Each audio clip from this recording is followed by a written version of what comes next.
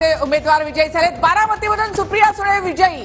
सुनेत्रा पवार यांचा पराभव करत सुप्रिया सुळे बारामतीमधून विजयी। मोठ्या मताधिक्याने सुप्रिया सुळे या विजयी झालेल्या आहेत आणि सुनेत्रा पवार यांचा पराभव झालेला आहे।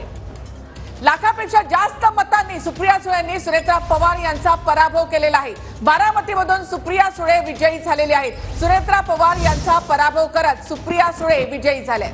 सुरुवातीपासूनच सुप्रिया सुळे आघाडीवर होत्या आणि आता लाखांच्या फरकाने 1 लाखांपेक्षा जास्त मतांनी सुप्रिया सुळे या विजयी झालेल्या आहेत। सुप्रिया सुळे यांनी आपलं मागचं लीड कायम ठेवलेलं आहे। सुप्रिया सुळे विजयी झालेत। बारामतीमध्ये अखेर शरद पवारच पॉवरफुल हे त्यांच्या विजयानं या ठिकाणी स्पष्ट झालेलं आहे।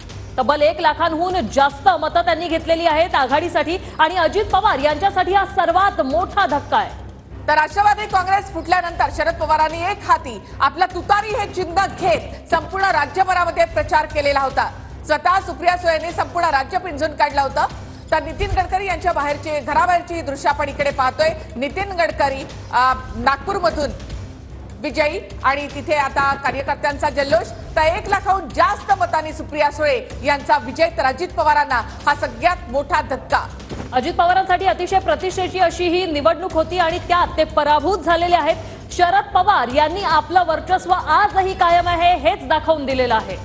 तर या संपूर्ण निवडणुकांमध्ये अजित पवार बारामतीमध्ये तळ ठोकून होते, मात्र तरी सुद्धा सुप्रिया सुळे यांचा मोठा विजय। बारामतीमध्ये अखेर शरद पवारच पॉवरफुल असल्याचं दिसून आलंय। 1 लाखाहून जास्त मतांनी सुप्रिया सुळे विजयी।